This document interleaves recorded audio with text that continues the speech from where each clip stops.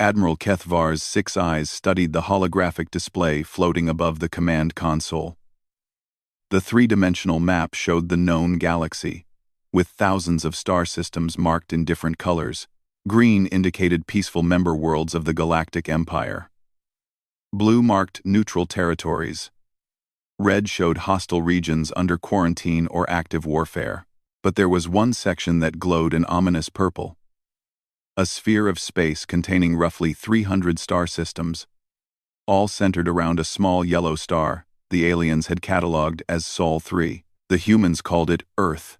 Status report on Sector 7 Alpha, Kethvar commanded, his voice carrying the authority of someone who had conquered 17 different species. Lieutenant Urix Tal, an insectoid creature with 4 arms, consulted her datapad nervously. Sir, all monitoring stations report normal readings. No ships have attempted to cross the boundary in 47 standard cycles. Good. Kethvar turned away from the display. Even though he commanded the largest battle fleet in the Empire, the sight of that purple zone made his scales crawl with unease. The Galactic Empire had ruled over 6,000 worlds for nearly 2 millennia. They had crushed rebellions, absorbed entire civilizations, and reduced proud warrior races to servitude. Their technology was supreme, their military unmatched. Until they met the humans, the first contact had seemed routine. Long-range scouts detected primitive radio signals coming from the Sol system. The Empire's xenobiologists were excited to study another developing species. Standard protocol called for observation, followed by gradual contact, then absorption into the Empire as a vassal race. Everything went according to plan initially. The humans were bipedal mammals, recently emerged from their industrial age. They had just begun to explore their own solar system with crude chemical rockets. Their weapons were laughably primitive, kinetic projectiles, and simple explosives. Most amusingly, they still fought wars among themselves over resources and territory, perfect candidates for conquest. The Empire had done this thousands of times before. They would make contact, demonstrate their superior technology, and the primitive species would surrender. Those who submitted peacefully became workers and servants. Those who resisted were eliminated. Ambassador Vril Nan had led the first diplomatic mission to Earth 50 years ago. His ship, the Time's inevitable Victory Asterisk, was a standard first contact vessel, large enough to be impressive, but small enough not to seem threatening. The plan was simple: land in a major population center, make contact with the local governments, and begin the integration process. Kethvar remembered reading the mission reports. Everything had started normally.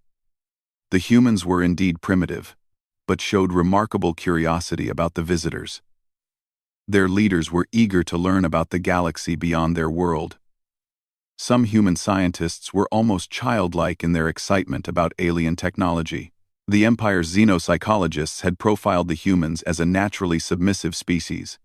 Despite their internal conflicts, they showed strong pack-bonding behavior and deference to authority, perfect traits for a servant race. The formal first contact ceremony was held in a large human city called New York. Representatives from all the major human nations attended. Ambassador Vril Nan delivered the standard speech. Greetings from the Galactic Empire. An offer of protection and guidance, and the opportunity to join a community of thousands of civilized worlds. Most species at this point would ask what they needed to do to earn this honor. The humans asked a different question. What if we decline? Ambassador Vril Nan had been surprised but not concerned. Some species needed more convincing than others. He explained patiently that declining wasn't really an option. The galaxy was a dangerous place, full of hostile species and cosmic threats. Only under the Empire's protection could a primitive world like Earth hope to survive. The human representatives listened politely, then asked for time to consider the offer. This was also normal. Vril Nan gave them 1 local month to reach a decision, confident they would see reason. When the month ended, the humans gave their answer at a gathering of their world leaders. The meeting was broadcast to every human on the planet, another sign of their primitive but charming democratic tendencies. The elderly human who spoke for them was calm and dignified. His words were simple. Thank you for your offer, but we must respectfully decline. Earth wishes to remain independent and develop at our own pace. Ambassador Vril-Nan had been patient but firm in his response. Independence wasn't possible. The Empire's expansion was not optional for primitive species. If the humans wouldn't join willingly, they would be absorbed by force. This was simply how the galaxy worked. The human leader's reply became famous throughout the Empire, though few aliens understood its true meaning at the time. Then I guess we'll have to show you why that's not going to happen. What followed defied everything the Empire knew about primitive species. Instead of panicking or surrendering, the humans began to fight back, and they were terrifyingly good at it. The first sign that something was wrong came when the Times, inevitable victory times, attempted to leave Earth's orbit after delivering the Empire's ultimatum. The ship's engines simply stopped working. Emergency diagnostics showed no damage, no system failures. The engines were perfect, they just wouldn't start. Then the communications began failing. One by one, systems throughout the ship started behaving erratically. The artificial gravity fluctuated. The air recycling systems produced oxygen that smelled faintly of flowers. The food replicators would only produce a human beverage called coffee. The ship's technical crew was baffled. There was no sign of any external attack or infiltration. The humans had demonstrated no technology capable of such sophisticated sabotage, yet somehow, the most advanced vessel in the Imperial fleet had been reduced to a floating metal box. Ambassador Vril-Nan demanded answers from the human governments. Their response was polite but unhelpful. They claimed to know nothing about any technical difficulties the Empire might be experiencing. This was when the Empire made its first serious mistake. They assumed the humans were lying, and decided to demonstrate the consequences of defying Imperial authority. Admiral Zephyron arrived with a full battle group, 50 heavy cruisers, 200 destroyers, and the pride of the Imperial fleet, the Dreadnought times Cosmic Dominion **. It was enough firepower to reduce a planet's surface to molten glass. Zephyron broadcast a final ultimatum. Surrender immediately, or face annihilation. The humans had 1 day to comply. The human response came exactly 24 hours later. Every ship in the battle group simultaneously lost all power. Not just the engines. Everything. Life support, emergency systems, even the backup generators. Hundreds of thousands of tons of metal and technology became inert chunks of matter drifting in space. But here was the strangest part. The crew compartments remained perfectly habitable. Breathable atmosphere, comfortable temperature, even artificial gravity continued to function normally. It was as if some intelligence had selectively disabled only the threatening components of the ships, while leaving the life support systems untouched. The Imperial crews found themselves prisoners aboard their own vessels, dependent on human rescue ships for evacuation. The humans were gracious hosts. They provided food, medical care, and comfortable transportation back to the Empire's border. The only condition was that they never returned to human space. Admiral Zephyron tried to understand what had happened. His best scientists examined every piece of equipment, looking for signs of unknown weapons or technology. They found nothing. The ship's systems weren't damaged or destroyed. They simply wouldn't function in human space. The Empire's response was predictable. They sent a larger fleet. Battle Group Omega consisted of 500 ships, including 3 dreadnoughts, and the experimental planet killer times Final Argument **. It was the largest concentration of military force the Empire had ever assembled for a single operation. The same thing happened. Every weapon, every engine, every offensive system shut down the moment the fleet entered the Sol system. The life support continued to work perfectly, but the ships became giant metal lifeboats, floating helplessly in space. This time, the Empire's scientists were aboard to study the phenomenon in real time. What they discovered shattered their understanding of physics itself. The humans weren't using any technology the Empire could recognize.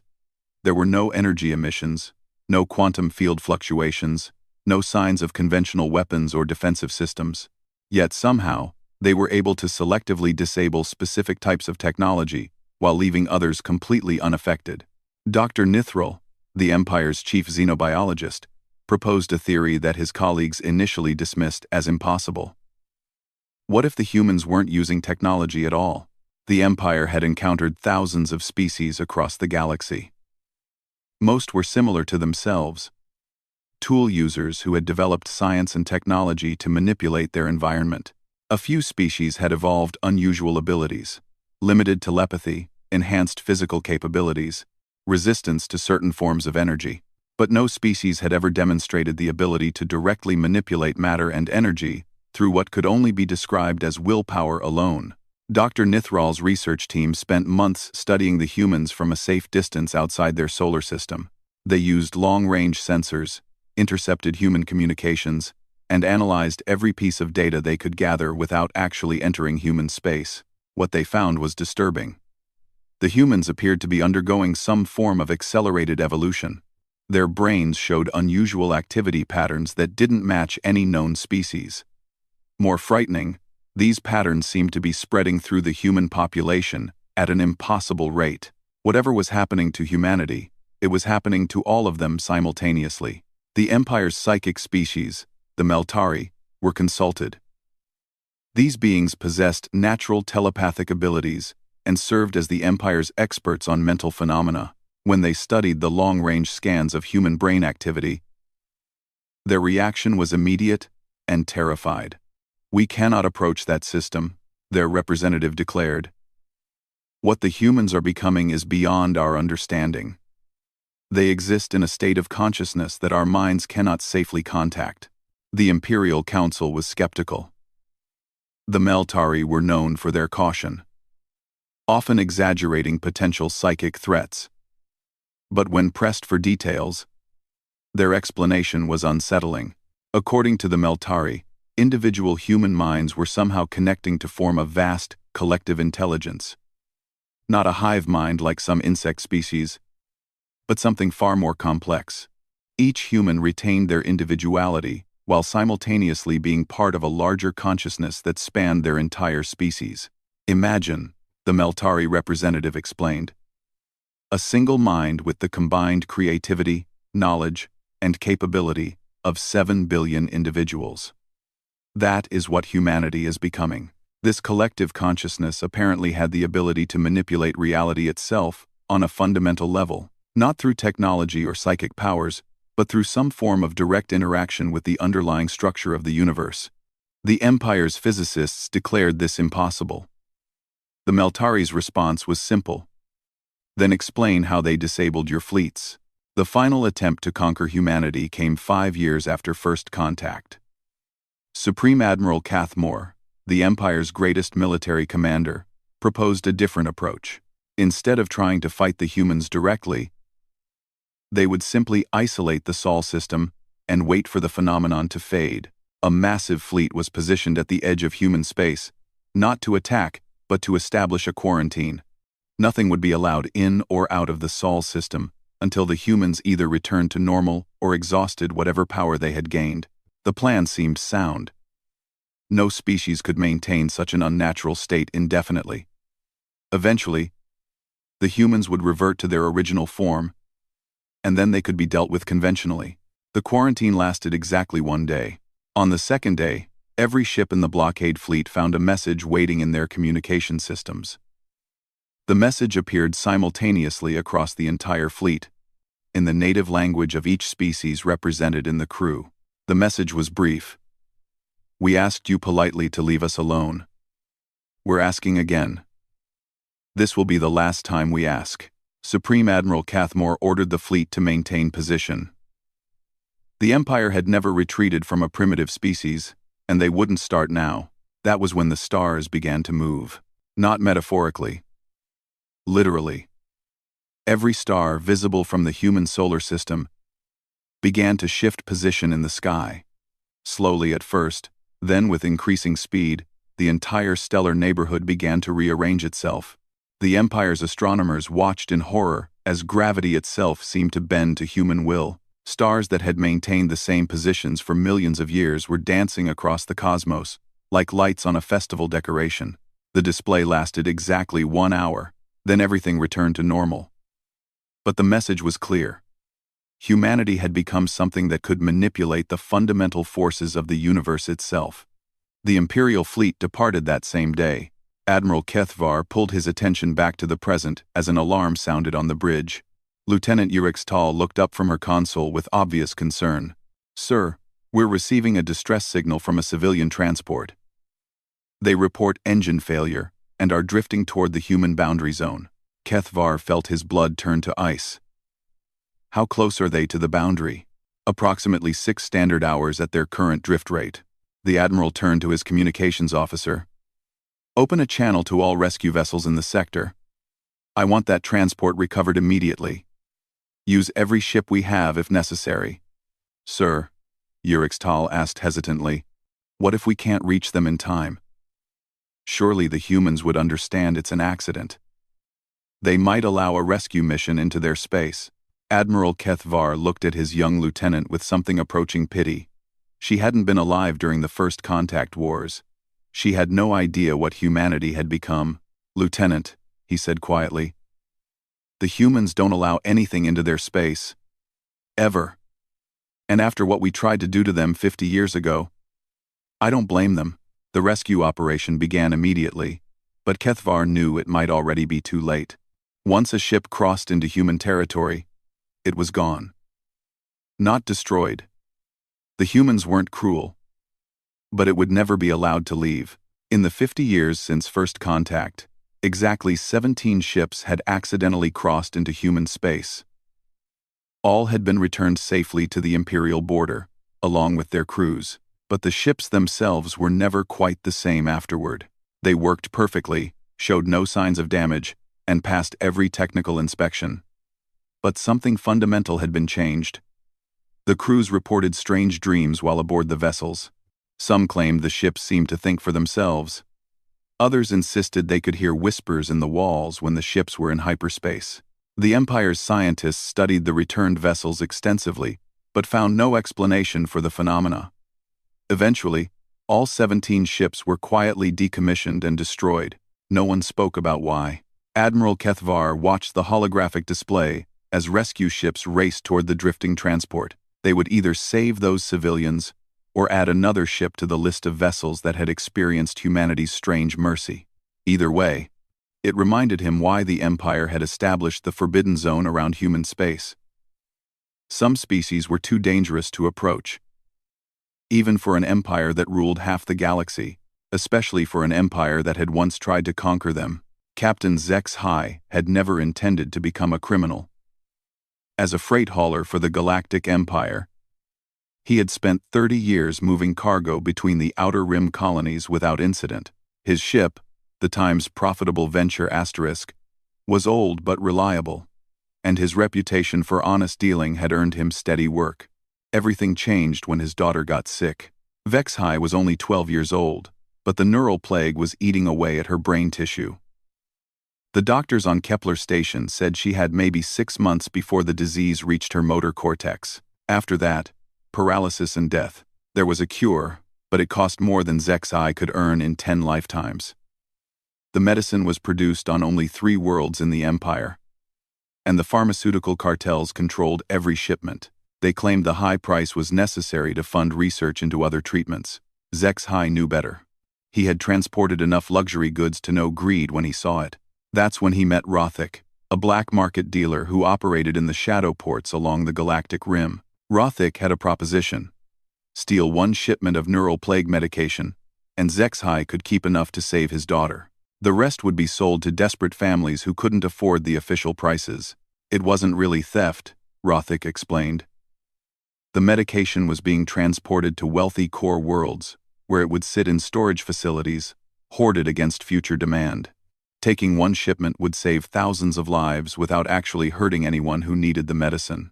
Zexai knew it was wrong, but watching his daughter waste away had broken something inside him. He agreed to the plan. The heist itself had gone perfectly. The cargo ship carrying the medication was automated, with only a skeleton crew. Zexai's ship was equipped with a cargo transporter, and he knew the shipping schedules well enough to intercept the target in an empty system between jump points. The problem came afterward. Imperial security traced the theft back to him within days. By the time Zexhai realized he was being hunted, patrol ships were already moving to intercept his planned escape routes. That's how he found himself running for the one place in the galaxy where the Empire couldn't follow: human space. Zexhai had heard the stories, of course. Every spacer knew about the forbidden zone around the Sol system. The official Imperial reports classified it as a quarantine area containing hostile entities. Unofficial stories spoke of ghost ships and crews who returned speaking in whispers about beings that could control reality itself. But those were just stories, and Zexhai was running out of time and options. The Time's profitable venture times crossed into human territory 3 hours ahead of the nearest Imperial patrol. Zexhai expected alarms, weapons fire, or some sign that his ship had been detected by whatever defenses the humans maintained. Instead, his communications console simply announced, "Incoming message." Oh, the voice that spoke was obviously human. The universal translator had that slight distortion it produced when processing previously unknown languages. But the words were in perfect galactic standard, as if the speaker had been using the language their entire life. "Hello, Captain Zexhai. My name is Sarah Chen. Welcome to the Sol system. Please don't be afraid." Zexhai stared at his comm panel in shock. How did they know his name? How did they know he was afraid? His ship's identification systems were encrypted with military-grade protocols. "I know this is confusing," the voice continued, somehow managing to sound both reassuring and slightly amused. "You're probably wondering how we know so much about you. The simple answer is that we know most things now. The complicated answer would take a while to explain." Where are you?" Zexhai managed to ask. His sensors showed no other ships in the immediate area. "I'm on Earth, about 4.7 billion kilometers from your current position. But distance isn't really relevant anymore. At least not for us. Would you mind if we had a conversation? I promise you're not in any danger." Zexhai glanced at his scanner displays. The Imperial patrol ships had stopped at the edge of human space, just as the stories claimed they would. Whatever else happened, he was safe from arrest. "I suppose I don't have much choice," he said. "You always have choices, Captain. That's one of the things that makes your species interesting. For instance, you chose to steal medicine to save your daughter's life rather than let her die. Most of our social models predicted you would try to take out a loan instead." The casual mention of his daughter sent a chill through Zexhai's body. "How do you know about Zexhai?" "We know about everything that happens within about 50 light-years of our territory. It's not intentional spying. We simply can't help but be aware of it anymore. Think of it like having very good hearing in a small room. We pick up on things." Zexhai tried to process this information. The implications were staggering. If the humans could monitor everything within 50 light-years of their space, they had surveillance capabilities that surpassed anything the Empire possessed. "What do you want with me?" he asked. There was a pause, and when Sarah Chen's voice returned, it carried a note of sadness.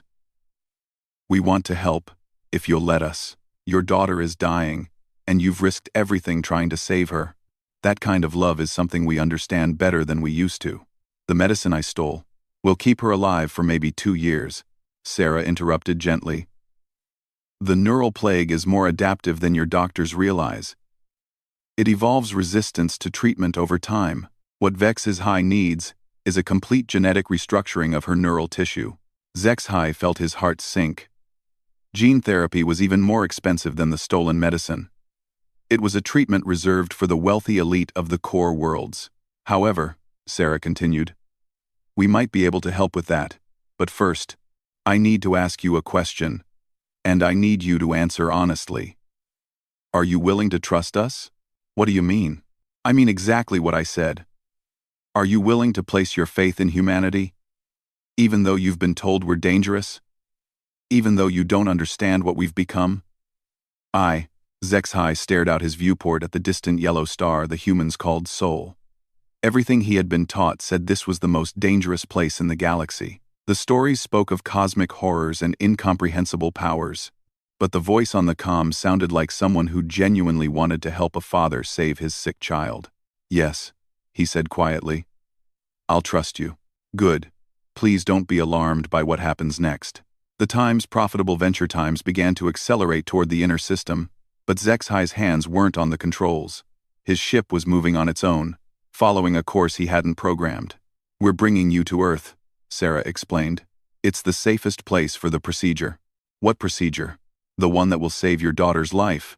"But Captain, I need you to understand something important. Once we cure Vexhi, she'll be changed. Not dramatically. She'll still be your daughter. Still have all her memories and personality. But she'll be connected to us in a way that can never be undone." "Connected how?" "She'll be able to share in what we've become. The consciousness that spans our entire species will include her as well. She'll still be an individual, but she'll also be part of something larger." Zexhi felt a chill of fear. "You're going to turn her into a human?" "No, Captain. We're going to help her become something new. Something that transcends the old boundaries between species." The ship continued its journey toward Earth, while Zexhi tried to understand what he was being offered. The humans weren't talking about medical treatment. They were talking about fundamental transformation. "What if I refuse?" he asked. "Then we'll give you the best conventional treatment we can provide and send you safely back to the Empire's border. Your daughter will live longer than she would otherwise, but the disease will eventually win. And if I accept, then Vexhi becomes part of the next stage of evolution. She'll never get sick again. She'll never grow old in the way her species normally does. And she'll have abilities that most beings in the galaxy can't imagine." Zexhi closed his eyes and tried to think clearly. The choice Sarah was offering was impossible to understand fully. Save his daughter by allowing her to become something alien, or watch her die as nature intended. "Can I talk to her first, before making the decision?" "Of course. We've already established communication with the medical facility on Kepler Station. Doctor, Molth is bringing Vexhi to a secure room where we can speak privately." The main display screen in Zexhi's cockpit flickered to life, showing a hospital room. His daughter lay in a bed surrounded by medical equipment. She looked so small and fragile, but her eyes lit up when she saw him. "Daddy, where are you? Dr. Molth says you're talking to humans." Despite everything, Zexhi found himself smiling. His daughter had always been curious about alien species. She collected pictures of different worlds and dreamed of becoming an explorer when she grew up. "I'm in the human solar system, little star. And they want to help make you better." "Really? Are they nice?" Before Zexhi could answer, Sarah Chen's voice came through the comm system. "Hello. Vexhi, my name is Sarah. Your father and I have been discussing your treatment options." Vexhi's eyes grew wide. "Are you really human? What's it like? Do you live on a planet with oceans like in the pictures?" Sarah laughed. And the sound was completely genuine. "Yes. I'm human. And yes, we have oceans. Beautiful blue oceans, with creatures that swim and play in the waves. Maybe you'd like to see them someday." "I would. But I'm sick, and the doctors say I can't travel very far." "We know about your illness, Vexhi, and we might be able to fix it. But if we do, you'll become special in a way that's hard to explain. You'll be able to do things that other people can't do." "What kind of things?" Zexhi watched his daughter's face as Sarah explained, in simple terms, what the transformation would involve. Vexhi would become part of a larger consciousness that could manipulate reality through focused thought. She would retain her individual personality, but gain access to abilities that seemed magical. "Would I still be me?" Vexhi asked. "You would still be exactly who you are now," Sarah assured her.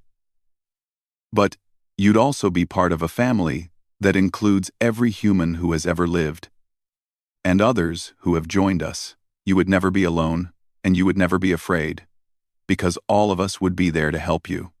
Vexhi considered this with the seriousness that sick children often develop beyond their years.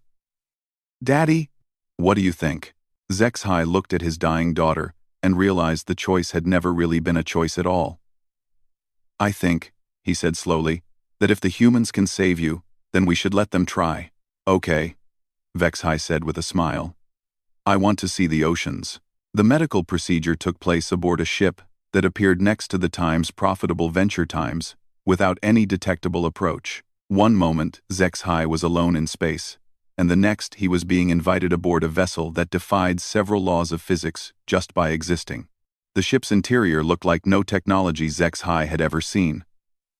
There were no visible control panels, no corridors or separate rooms. Instead, the space seemed to reshape itself as needed, walls flowing like liquid to create new areas for different purposes. Sarah Chen turned out to be a woman in her 30s, with kind eyes and an easy smile. She looked completely normal, except for the way reality seemed to bend slightly around her when she moved. "Your daughter is already here," she said, gesturing to a space that hadn't existed a moment before, but now contained a comfortable medical bay. HFY lay on a bed that looked more like a flower than any medical equipment HFY recognized. She was unconscious but breathing steadily, her vital signs displayed in glowing symbols that floated in the air above her. "The transformation is almost complete," Sarah explained. "We've repaired all the damaged neural tissue and reinforced her genetic structure against similar diseases. But the most important changes are happening on a deeper level." "Is she in pain?" "No. If anything, she's experiencing the most peaceful sleep of her life. When she wakes up, she'll remember everything that happened, but also understand what she's become." HFY watched his daughter sleep and tried to comprehend what was happening. According to every scientific principle he understood, what the humans were doing was impossible, yet here it was, happening before his eyes. "Can I ask you something?" he said to Sarah. "Of course. What really happened to your species? The Empire's records say you were primitive when we first made contact. How did you become this?" Sarah's expression grew thoughtful. "It's complicated, but I'll try to explain. When your people first arrived, they assumed we were just another species that would either submit or be conquered. But humanity had already been changing. Changing how? We were becoming connected. Not through technology, but through something deeper. Our consciousness was evolving into a collective intelligence that could manipulate the fundamental structure of reality." She gestured, and the space around them shifted to show images of Earth's history. It started small, individuals who could sometimes sense each other's thoughts across great distances. People who seemed unusually lucky, as if probability itself bent in their favor. Scientists who made impossible breakthroughs by intuiting solutions rather than calculating them. The images showed humans throughout history, but now HFY could see something he had missed before. A pattern of connection between them, like an invisible web linking every human mind. When the Empire threatened us, that connection became something more. Every human consciousness joined together into a single awareness that could reshape reality through focused intention. We didn't choose to become what we are. We evolved into it as a response to an existential threat. And now you're offering to share that evolution with others? With those who need it and want it. Your daughter needed saving, and you were willing to risk everything for her. That kind of love creates its own connections across species barriers. HFY began to stir in her sleep, and both adults turned their attention to her. When her eyes opened, HFY could see immediately that something had changed. She looked the same, but there was a depth to her gaze that hadn't been there before. "Daddy?" she said, and her voice carried harmonics that resonated through the strange ship. "I'm here, little star." HFY sat up and looked around with wonder. "I can feel them," she said softly. "All the humans. And others too. They're like a warm feeling in my mind. But each one is different." Sarah smiled. "The consciousness includes everyone who has joined us. Humans, yes, but also members of other species who chose transformation. You're part of a family now that spans multiple worlds." HFY knelt beside his daughter's bed. "How do you feel?" "Better than I've ever felt. And Daddy, I understand things now that I couldn't understand before. The sickness is completely gone, and it can never come back. But more than that, I can see patterns in the universe that show how everything connects to everything else." To demonstrate, HFY held up her hand, and light began to dance between her fingers. Not artificial light from technology, but actual photons, responding to her will. "I could teach you too, if you wanted," she said to her father. "The transformation works on any species with sufficient neural complexity." The transformation, Olivation stating. The transformation Spotiget other. Zexhai stared at the impossible light dancing in his daughter's hand. "What would that mean for me?" "It would mean joining us," Sarah said. "Becoming part of something larger than yourself, while remaining exactly who you are. It would mean never being separated from Vexhai again. No matter how far apart you might travel. It would mean becoming something that the Empire fears." Vexhai added with a child's blunt honesty. Zexhai looked at his transformed daughter and realized he was facing another impossible choice. He could return to his old life, knowing that Vexhai was saved but had become something beyond his understanding. Or he could follow her into whatever humanity had become. The choice, he realized, had been made the moment he decided to trust them. "What do I need to do?" he asked. Sarah's smile was radiant. "Just accept what we're offering. The transformation will handle itself."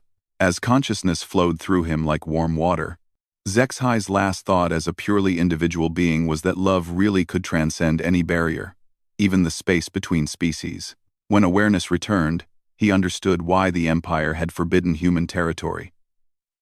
It wasn't because humans were dangerous to others. It was because once you experienced what they had become, you could never go back to being what you were before. Emperor Valx's Tar, the Eternal, had ruled the Galactic Empire for 800 years. In that time, he had seen the rise and fall of countless civilizations, witnessed the birth of new star systems, and commanded fleets that could reduce entire worlds to cosmic dust. He was immortal, all-powerful, and until recently, completely confident in the Empire's eternal dominance. Now he stood before the Grand Council, the supreme governing body of 6,000 worlds, about to deliver news that would shake the foundations of galactic civilization. "Honored counselors," he began, his voice carrying across the vast chamber. "We face a crisis unlike any in our Empire's history. The human anomaly has begun to spread." A murmur of concern rippled through the assembled delegates. For 50 years, the forbidden zone around human space had been stable. The humans kept to themselves, and the Empire simply routed traffic around their territory. It was an arrangement that everyone could live with. But 3 months ago, that had begun to change. The first incidents occurred in the Kepler sector, the Emperor continued. Transport Captain Zexhai of the Rilani species had illegally entered human territory while fleeing imperial justice. When he failed to return, we assumed he had been dealt with, according to human custom. The Empire's official policy was that anyone who entered human space was never seen again. It wasn't clear whether the humans destroyed intruders or simply kept them, but the result was the same. They disappeared. However, Zexhai did return, along with his daughter, who had been suffering from terminal neural plague. Both showed signs of the same anomalous brain patterns we had previously observed only in humans. Emperor Valxtar activated the chamber's holographic display, showing brain scans that made several counselors gasp in alarm. The neural activity patterns were unlike anything in the galactic medical databases. Within 2 weeks of their return, both subjects began exhibiting impossible abilities. They could manipulate matter and energy through focused thought. They demonstrated knowledge of galactic events they could not possibly have witnessed. Most disturbing, they appeared to be in constant communication with an intelligence spanning multiple star systems. Council Coordinator Mektul, representing the core worlds, raised a trembling appendage. "Honored Emperor, surely this is an isolated incident. Perhaps the humans simply used advanced medical technology." "That was our initial assessment," Valxtar interrupted, "until the phenomenon began spreading to others." The holographic display shifted to show a galactic map. Red dots appeared across the outer rim territories, each representing a confirmed case of spontaneous transformation. As of this morning, we have documented 237 individuals from 43 different species who have undergone the same change. They show no signs of disease or technological implants. According to our best analysis, They are somehow sharing in the collective consciousness that defines humanity. The silence in the chamber was deafening. Finally, Defense Coordinator Vashron spoke up. "What are the security implications?" "Unknown," Valkstar admitted. "The transformed individuals have shown no hostility toward the Empire. In fact, they seem to go out of their way to avoid conflict. Several have used their abilities to prevent disasters or cure diseases that Imperial medicine couldn't touch." "Then why do you consider this a crisis?" asked Economic Coordinator Hillnex. Emperor Valkstar had been dreading this question. "Because every individual who undergoes the transformation immediately becomes immune to Imperial authority. Our weapons don't work on them. Our detention facilities can't hold them. Our psychological conditioning techniques have no effect." He paused, letting the implications sink in. "We are witnessing the emergence of a post-imperial species that exists beyond our control." The debate that followed lasted for hours. Some counselors demanded immediate action against the transformed individuals. Others argued for attempting communication with the human collective. A few suggested that perhaps transformation wasn't necessarily a threat. In the end, they agreed on a fact-finding mission. A diplomatic vessel would be sent to the edge of human space to request direct communication with whatever intelligence governed humanity. The task fell to Ambassador Lithara, the Empire's most experienced xenodiplomat. She had successfully negotiated with hostile machine intelligences, energy beings that existed in the heart of stars, and collective consciousness that spanned entire gas giant atmospheres. If anyone could establish meaningful contact with humanity, it would be her. The diplomatic vessel, times peaceful intent times, reached the boundary of human space exactly 1 week later. Ambassador Lithara activated her ship's communication array and broadcast a formal request for dialogue on all standard frequencies. The response came immediately, not through the comm system, but as a voice that seemed to speak directly inside her mind. Ambassador Lithara, of the Zephyrian Commonwealth, representing the Galactic Empire. "We greet you. My name is Michael Torres, speaking for the collective consciousness of humanity and all who have chosen to join us." Lithara fought down her instinctive fear of telepathic contact. Her species had limited psychic resistance, but this wasn't like any mental intrusion she had experienced. The voice in her head felt warm, welcoming, and somehow familiar. "I greet you in the name of Emperor Valkstar and the Grand Council," she replied aloud. "We seek understanding regarding the recent changes affecting citizens of the Empire." "You're concerned about the transformations," Michael said. And somehow, Lithara could sense his smile, even though she couldn't see him. "That's understandable. From your perspective, it must seem like we're stealing your people. Are you?" "No, Ambassador. We're offering them a choice they never knew they had. The universe is changing in ways that your empire doesn't yet understand. What humanity has become represents the next stage of evolution for conscious beings." Lithara consulted her diplomatic briefing materials. "Our scientific analysis indicates that the transformation process alters the fundamental nature of an individual's consciousness. How can you claim this is a choice when the result is a completely different entity?" "May I show you something?" Michael asked. Before Lithara could respond, the space around her ship began to change. Stars moved in the sky, forming new patterns that somehow conveyed meaning directly to her mind. She watched in wonder as the cosmos itself became a form of communication. "This is what the universe looks like to us," Michael explained. "Not just matter and energy following physical laws, but a living system where consciousness and reality interact on the deepest possible level. What you call transformation is really just opening awareness to what was always true." The stellar patterns shifted to show the history of galactic civilization. Lithara saw the rise of the Empire, the conquest of countless worlds, the suppression of species that didn't fit the imperial model of development. "Your empire has done many great things," Michael continued. "You've brought peace to chaotic systems, shared technology between species, established trade networks that span the galaxy, but you've also limited what intelligent life could become. The Empire provides order and stability." Lithara protested. "Yes. But order and stability can also mean stagnation. For millions of years, conscious beings in this galaxy have been trapped in a cycle of rise, expansion, conflict, and decay. Civilizations grow until they exhaust their resources or destroy themselves in wars. The pattern repeats endlessly. The star patterns changed again, showing possible futures. In one timeline, the Empire continued its expansion until it covered the entire galaxy, then slowly collapsed under its own weight.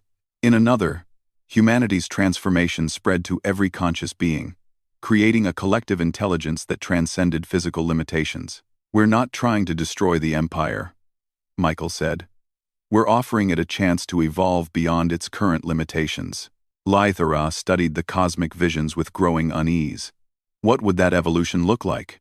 A civilization where every being has access to the collective knowledge and capability of all conscious life, where death becomes optional, where distance and resource scarcity are no longer limiting factors, where the creative potential of trillions of minds can be focused on solving problems that individual species can't even comprehend. And individual identity, free will, the things that make each species unique, all preserved and enhanced. When you join the collective, you don't lose yourself. You become more than you ever imagined possible. Every human who has undergone the transformation is still uniquely themselves, but they're also part of something larger. Lythara felt a strange longing as she listened to Michael's words. The promise he offered sounded almost too good to be true. Unlimited growth, perfect understanding, an end to the conflicts and limitations that had plagued galactic civilization since its beginning. "What happens to those who choose not to transform?" she asked. "Nothing, unless they want something to happen. We don't force change on anyone. But we also don't hide what's possible. Knowledge of our existence will continue to spread, and beings throughout the galaxy will have to decide for themselves what they want to become." The stellar communication began to fade, returning the cosmos to its normal appearance. But Lythara found that her perception had been permanently altered. She could still see the underlying patterns Michael had shown her, the connections between consciousness and reality that most beings remained unaware of. "You've changed me just by showing me this," she realized. "No, Ambassador. You've changed yourself by choosing to see what was always there.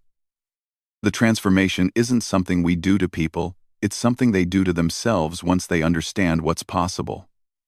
Lythara spent 3 more days in communication with the human collective, learning about their history, their capabilities, and their intentions. When she finally returned to the imperial capital, she carried with her a formal proposal from humanity to the Empire. The offer was simple: complete autonomy for any world or species that chose transformation, in exchange for peaceful coexistence with the Empire. The humans would share certain technologies that could benefit imperial civilization, and they would provide assistance during natural disasters or cosmic threats. In return, they asked only that the Empire stop treating transformation as a crime and allow individuals to make their own choices about their future development. Emperor Valks Tar read Ambassador Lythara's report with growing amazement. The humans weren't interested in conquest or expansion in any traditional sense. They simply wanted the freedom to offer their gifts to others without interference. "What's your assessment?" he asked his ambassador. "Should we accept their proposal?" Lythara was quiet for a long moment. During her journey back to the imperial capital, she had felt the first stirrings of connection to the human collective.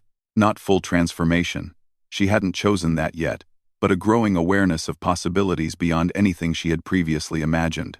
"Honored Emperor," she said finally, "I don't think we have a choice. The transformation is going to spread whether we cooperate or not.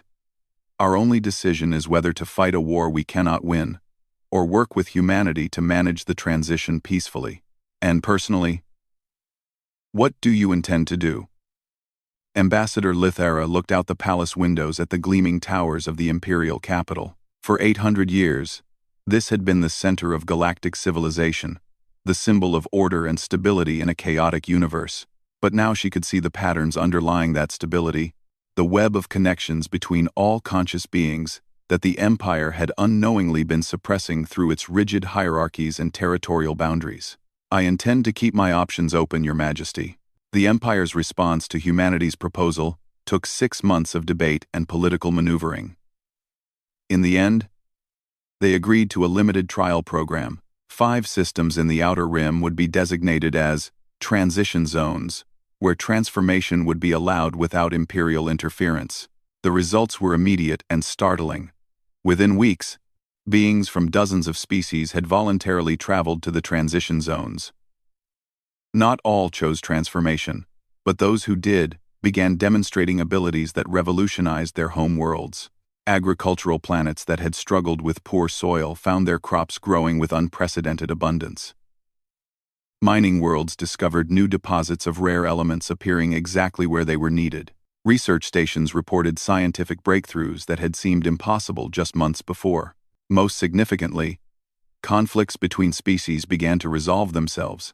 Beings who shared the human collective consciousness simply couldn't maintain the old prejudices and territorial disputes that had fueled galactic wars for millennia. Emperor Valkstar watched these developments with a mixture of pride and unease. The Empire was experiencing unprecedented prosperity and peace, but he could see that fundamental change was inevitable. The tipping point came when a massive cosmic storm threatened to destroy the Andorian system, home to 12 billion inhabitants across 6 planets. Imperial technology was insufficient to protect such a large population from the stellar radiation that would soon sterilize their worlds. The human collective responded within hours of the crisis being detected. Transformed beings throughout the galaxy focused their consciousness on the problem, and the cosmic storm simply stopped, not deflected or absorbed, but literally convinced to expend its energy harmlessly in empty space. When the emergency was over, nearly 1 billion beings throughout the galaxy submitted formal requests for transformation. Emperor Valkstar realized that the age of the traditional galactic empire was ending. Not through conquest or collapse, but through evolution into something unprecedented in cosmic history. On a warm spring day in the 801st year of his reign, Emperor Valkstar made a decision that surprised the entire galaxy. He abdicated his throne and traveled to Earth to request transformation for himself. His last act as emperor was to dissolve the imperial government and replace it with a voluntary confederation of worlds. Each species would govern itself according to its own values and traditions, while transformed beings provided assistance with problems that exceeded local capabilities. When Valkstar emerged from the transformation process 3 days later, he was still recognizably himself, but he carried within his consciousness the memories and wisdom of every being who had ever joined the human collective. "Do you regret your choice?" asked Sarah Chen, who had become something like humanity's unofficial ambassador to the galaxy. Valkstar, who now understood why the Empire had once forbidden approach to human territory, smiled with genuine contentment. "How can I regret becoming part of something that makes everyone more than they ever dreamed possible? The only regret I have is that it took so long for us to understand what you were offering." Within a decade, transformation became available throughout the galaxy, though it remained entirely voluntary.